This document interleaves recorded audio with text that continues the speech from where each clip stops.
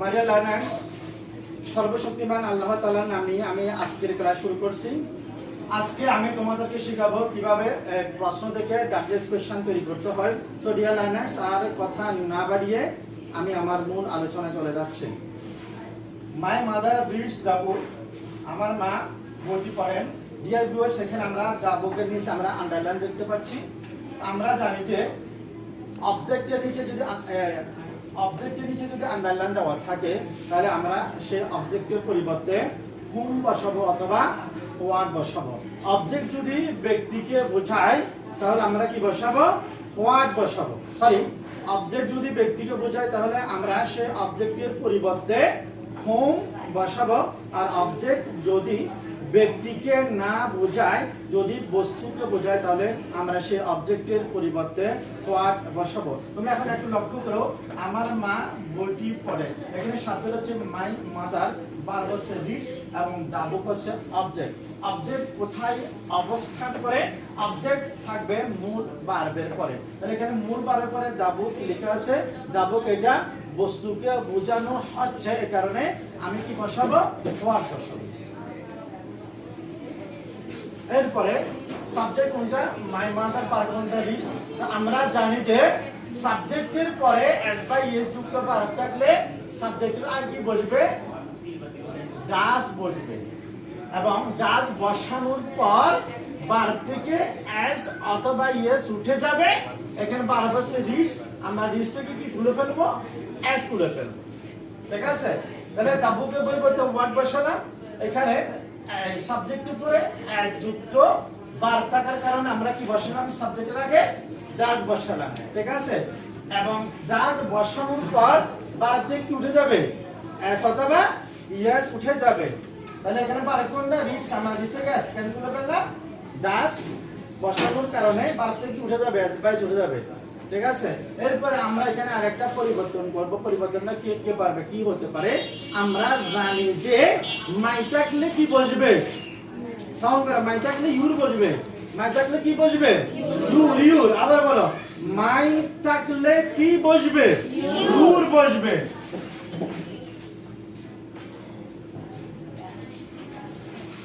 এরপর আমরা বাক্যটিকে এখন সাজাবো। ঠিক আছে? আমরা প্রথমে কি নিয়ে আসবো? ডাব্লিউএস কোশ্চেন নিয়ে আসবো। ডাব্লিউএস কোশ্চেন কোনগুলো? যেই সকল শব্দের মধ্যে ডাব্লিউ এবং এইচ এই দুটো অক্ষর থাকে সেগুলো হচ্ছে ডাব্লিউ এস কোশ্চেন। তাহলে হোয়াটের মধ্যে কি আছে? ডাব্লিউ আছে এবং এইচ আছে, এই কারণে হোয়াটটা হচ্ছে ডাব্লিউ এস কোশ্চেন। তাহলে এখন প্রশ্ন করার সময় আমাদেরকে ডাব্লিউএস কোশ্চেনকে সামনে নিয়ে যেতে হবে। তাহলে হোয়াট সামনে নিয়ে আসলাম। এরপরে প্রথম থেকে সাজাবো। ডাস, মায়ের জন্য কি হবে? ইউর হবে। এরপরে মাদার, এরপরে রিড হবে। এরপরে কি বসাবো? প্রশ্নবোধক চিহ্ন বসাবো। তাহলে উত্তরটা কি হচ্ছে? What does your mother read? তোমার মা কি পড়ে? এখানে কারো কোনো প্রবলেম আছে? তোমরা বুঝছো তো? Okay. My father is 60 years old. আমার আব্বার বয়স 60 বছর। ঠিক আছে? আমার আব্বার বয়স 60 বছর। তাহলে এখানে কোথায় আন্ডারলাইন আছে? 60 ইয়ার্স ওল্ড। অর্থাৎ প্রশ্নের মধ্যে যে শব্দগুলোর নিচে দাগ থাকবে ওই শব্দগুলোর উপর ভিত্তি করে প্রশ্ন করতে হবে। কোথায় দাগ আছে? 60 ইয়ার্স ওল্ডের মধ্যে কি আছে? দাগ আছে। তাহলে 60 ইয়ার্স ওল্ড এটা কি? এটার উপরে ভিত্তি করে আমাদের প্রশ্ন করতে হবে, তাই না? তাহলে আমার আবার বয়স কত বছর? 60 বছর। এটা কি বোঝাচ্ছে? বয়স বোঝাচ্ছে। বয়স বোঝালে কোশ্চেন করার নিয়ম কে পারবে? বয়স বোঝালে আমরা কিভাবে কোশ্চেন করব? তো পারবে?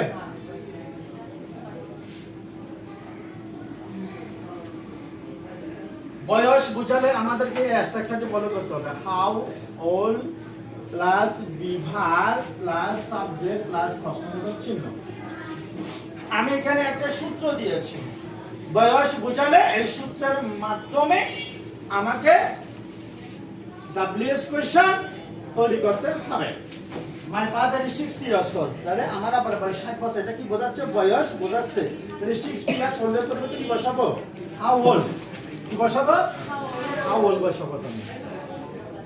তাহলে আমাদের স্ট্রাকচার ফলো করতে হবে। আমরা প্রথমে কি বসালাম? হাউল বসালাম, হাউলের কাজ শেষ। এরপরে বসাবো বিভার, look at the white board. এরপর কি বসাবো? বিভার বসাবো। বিভার কোনগুলো? এম, ইজ, আর, ওয়াজ, আয়ার। বিভার কোনগুলো? ওয়াজ। তাহলে এখানে বিভার কি আছে? কি আছে বলো? ইজ আছে। তাহলে ইজটা বসালাম, ঠিক আছে। 60 আছে, ওলের পরিবর্তে হাউল বসালাম। এরপরে বিভার বসে, বিভার কোনটা? বিভার কোনটা? ইজ। তাহলে আমরা কি বিভার বসা পেলাম, ঠিক আছে। প্রথমে হাউল বসালাম, এরপরে বিভার বসাবো। বিভার কোনটা? ইজ, আমরা ইজটা বসা পেলাম। এরপরে বসাবো সাবজেক্ট। এখানে সাবজেক্ট কোনটা? My father. তো মাই ফাদারের পরিবর্তে কি বসাবো? Your father. ইউর ফাদার বসাবো। মায়ের পরিবর্তে কি বসে? Your বসাতে father. হবে। তাহলে ইউর Father. ফাদার। আবার শেষে প্রশ্নবোধক চিহ্ন বসবে। তাহলে প্রথমে আমাদের স্ট্রাকচার অনুসারে হাউ ওল্ড বসালাম এবং এরপরে বিভার বসাবো। এখানে বিভার কোনটা? ইজ, ইজ বসালাম। এবারে সাবজেক্ট কোনটা? মাই ফাদার এবং মাই এর পরিবর্তে ইউ বসাতে হবে। ঠিক আছে, তোমরা তো বুঝতে পেরেছো? Yes, sir. ওকে, এবার আমরা আরেকটা এক্সাম্পল করব। The girl passed in the exam last year. মিটি গত বছর পরীক্ষা পাস করেছে। এখানে আন্ডারলাইন কিসের মধ্যে দেওয়া আছে? Last year. ডিয়ার ভিউয়ার্স, যে শব্দগুলোর মধ্যে আন্ডারলাইন দেওয়া আছে ওগুলোর উপর ভিত্তি করে কি করতে হবে? প্রশ্ন তৈরি করতে হবে। লাস্ট ইয়ারের মধ্যে আন্ডারলাইন দেওয়া আছে। লাস্ট ইয়ার কি বোঝানো হচ্ছে? সময় বোঝাচ্ছে। কি বোঝাচ্ছে? সময়। তাহলে সময় বোঝালে কি বলবে? তাহলে মেয়েটি কখন পরীক্ষায় পাস করেছিল? গত বছর। কি বোঝাচ্ছে? সময়কে বোঝানো হচ্ছে। সময় বোঝালে কি বসবে? অয়ন বসবে, বসালাম। এরপরে সাবজেক্ট কোনটা? বিকার। এরপর কোনটা? পাস্ট। সাবজেক্টের উপরে কি আছে? ভার্ব টু আছে।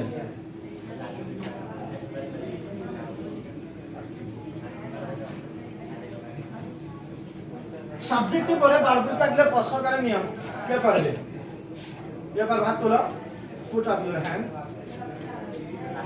হ্যাঁ, সাবজেক্টে পরে ভার্ব টু থাকলে সাবজেক্টের আগে ডিড আসবে। সাবজেক্টে কি বসবে? তাহলে এখানে সাবজেক্ট কোনটা? The girl. ভার্ব কোনটা? পাস। এটা ভার্ব টু। এটা হচ্ছে ভার্ব টু, এটা হচ্ছে সাবজেক্ট। সাবজেক্টের পরে ভার্ব টু আছে, তাহলে সাবজেক্টের আগে কি বসবে? ডিড বসবে। ডিড বসানোর পর ভার্ব টু টা কি হবে? ভার্ব ওয়ান হয়ে যাবে।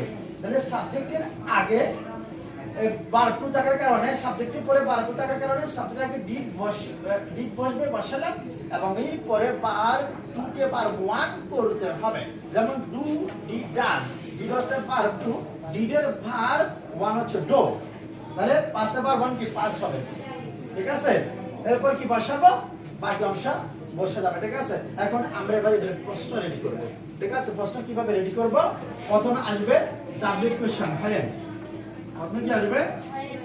হ্যাঁ আসবে। এরপর কি বসাবো? প্রথম থেকে বসা করব ডি। ডি গার্ল, হ্যাঁ। Did the girl pass in the exam. বুঝতে পেরেছো? হ্যাঁ, did the girl pass in the exam. মেয়েটি কখন পরীক্ষায় পাস করেছিল, ঠিক আছে।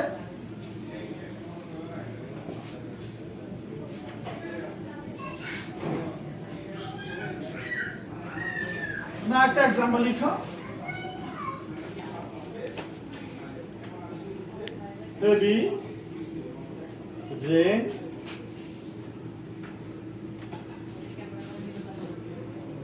causes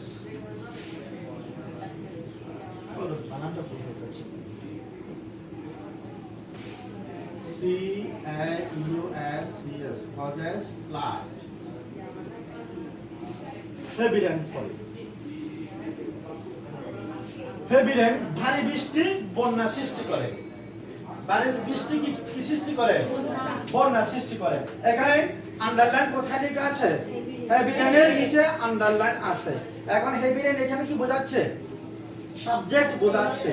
আমরা জানি যে সাবজেক্ট যদি ব্যক্তিকে বোঝায় প্রশ্ন করার সময় সাবজেক্টের পরিবর্তে হু বসবে। আর সাবজেক্ট যদি ব্যক্তিকে না বোঝায় প্রশ্ন করার সময় সাবজেক্টের পরিবর্তে হোয়াট বসবে। তাহলে এখানে সাবজেক্ট কোনটা? Have been. এটা এখন আমরা প্রশ্ন করব, তাহলে হ্যাভ বিন এটা কি ব্যক্তিকে বোঝাচ্ছে নাকি ব্যক্তিকে বোঝাচ্ছে না? ব্যক্তিকে না বোঝালে আমরা কি বসাবো? হোয়াট বসাবো। বসালাম। এরপরে বাকি অংশ বসাতে হবে। বাকি অংশ কোনটা? অজেস প্লাস প্রশ্নবোধক চিহ্ন।